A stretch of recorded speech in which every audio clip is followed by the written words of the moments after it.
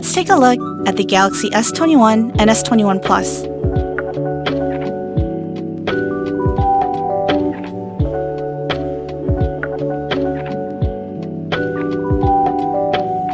The first thing you'll notice is the incredible AMOLED display. Both the S21 and S21 Plus have displays that are flat with minimal bezels, vivid colors, and super smooth refresh rate. Now let's take a look at the back of the phone. You'll immediately notice a new camera design. It houses a triple camera system that is versatile for your everyday photo and video needs.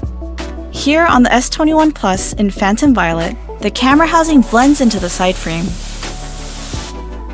The S21 is, of course, smaller than the S21 Plus, but both give you a large display experience in a compact form factor.